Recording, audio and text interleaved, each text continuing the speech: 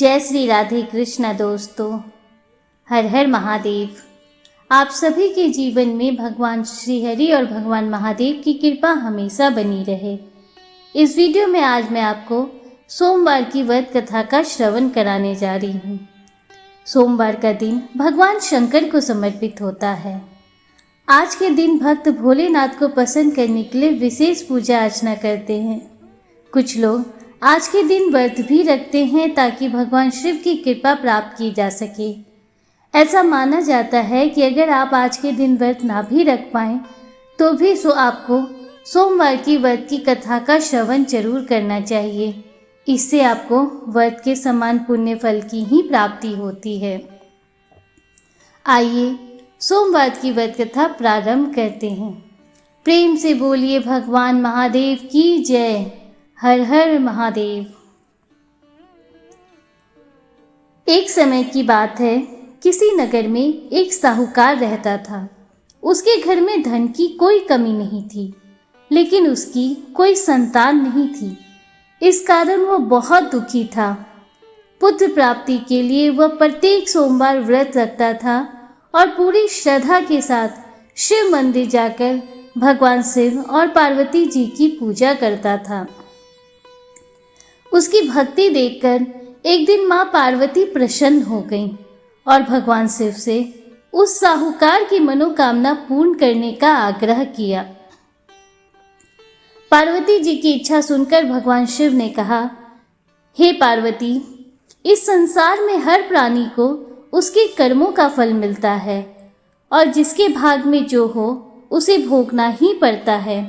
लेकिन पार्वती जी ने साहूकार की भक्ति का मान रखने के लिए उसकी मनोकामना पूर्ण करने की इच्छा जताई। माता पार्वती के आग्रह पर शिवजी ने साहूकार को पुत्र प्राप्ति का वरदान तो दिया, लेकिन साथ ही यह भी कहा कि उसके बालक की आयु केवल 12 वर्ष की होगी। माता पार्वती और भगवान शिव की बातचीत को साहूकार सुन रहा था। उसे न तो इस बात की खुशी थी और न ही दुख। वह पहले की भांति ही भगवान महादेव की पूजा करता रहा। कुछ समय के बाद साहूकार के घर पर एक पुत्र का जन्म हुआ। जब वह बालक 11 वर्ष का हुआ तो उसे पढ़ने के लिए काशी भेज दिया गया। साहूकार ने पुत्र के मामा को बुलाकर उसे बहुत सारा धन दिया और कहा कि तुम इस बालक को काशी विद्या प्राप्ति के लिए ले जाओ और मार्ग में यज्ञ कराते जाना।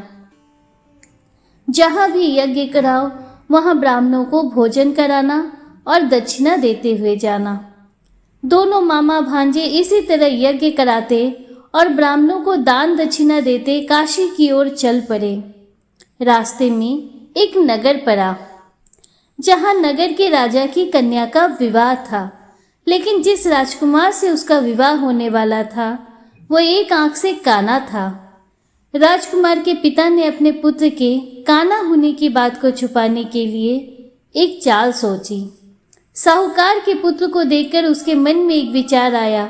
उसने सोचा, क्यों न इस लड़के को दूल्हा बनाकर राजकुमारी से विवाह करा दूं। विवाह के बाद इसको धन देकर विदा कर दूंगा और राजकुमारी को अपने नगर ले जाऊंगा। लड़के को दूल्हे के वस्त्र पहनाकर राजकुमारी से विवाह करा दिया गया। लेकिन साहूकार का पुत्र ईमानदार था। उसे यह बात न्याय संगत नहीं लगी। उसने अवसर पाकर राजकुमारी की चुन्नी के पल्ले पर लिखा कि तुम्हारा विवाह तो मेरे साथ हुआ है, लेकिन जिस राजकुमार के संग तुम्हें भेजा जाएगा वो एक आंख से काना है। मैं तो काशी पढ़ने जा रहा हूँ। जब राजकुमारी ने चुन्नी पर लिखी बातें पढ़ी तो उसने अपने माता पिता को यह बात बताई। राजा ने अपनी पुत्री को विदा नहीं किया, जिससे बारात वापस चली गई। दूसरी ओर साहूकार का लड़का और उसका मामा काशी पहुंचे और वहां जाकर उन्होंने यज्ञ किया। जिस दिन लड़के की आयु 12 साल की हुई उसी दिन यज्ञ रखा गया। लड़के ने अपने मामा से कहा कि मेरी तबीयत कुछ ठीक नहीं है। मामा ने कहा, तुम अंदर जाकर सो जाओ। शिव जी के वरदान अनुसार कुछ ही देर में उस बालक के प्राण निकल गए। मृत भांजे को देखकर उसके मामा ने विलाप करना शुरू किया। संयोगवश उसी समय शिवजी और माता पार्वती उधर ही से गुजर रहे थे। पार्वती ने भगवान से कहा, स्वामी, मुझे इसके रोने का स्वर सहन नहीं हो रहा, आप इस व्यक्ति के कष्ट को अवश्य ही दूर करें। जब शिवजी मृत बालक के समीप गए तो वह बोले कि यह उसी साहूकार का पुत्र है जिसे मैंने 12 वर्ष की आयु का वरदान दिया। अब इसकी आयु पूरी हो चुकी है। लेकिन मातृभाव से विभोर माता पार्वती ने कहा कि हे महादेव, आप इस बालक को और आयु देने की कृपा करें, अन्यथा इसके वियोग में इसके माता पिता भी तड़प तड़प कर मर जाएंगे। माता पार्वती के आग्रह पर भगवान शिव ने उस लड़के को जीवित होने का वरदान दिया। शिव जी की कृपा से वह लड़का जीवित हो गया। शिक्षा समाप्त करके लड़का मामा के साथ अपने नगर की ओर चल दिया। दोनों चलते हुए उसी नगर में पहुंचे जहां उसका विवाह हुआ था। उस नगर में भी उन्होंने यज्ञ का आयोजन किया। उस लड़के के ससुर ने उसे पहचान लिया और महल में ले जाकर उसकी खातिरदारी की और अपनी पुत्री को उसके साथ विदा किया।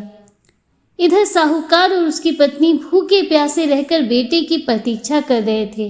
उन्होंने प्रण कर रखा था कि यदि उन्हें अपने बेटे की मृत्यु का समाचार मिला तो वह भी प्राण त्याग देंगे, परंतु अपने बेटे के जीवित होने का समाचार पाकर वह बेहद प्रसन्न हुए। उसी रात भगवान शिव ने व्यापारी के स्वप्न में आकर कहा, हे श्रेष्ठी, मैंने तेरे सोमवार के व्रत करने और व्रत कथा सुनने से प्रसन्न होकर तेरे पुत्र को लंबी आयु प्रदान की है। इसी प्रकार जो कोई सोमवार व्रत करता या कथा सुनता और पढ़ता है, उसके सभी दुख दूर होते हैं और सबस मनोकामनाएं पूर्ण होती हैं। प्रेम से बोलिए भगवान महादेव की जय। हर हर महादेव। जय श्री गौरी शंकर। दोस्तों, उम्मीद करती हूँ कि सोमवार व्रत कथा आपको पसंद आई होगी और वीडियो आपको अच्छा लगा होगा।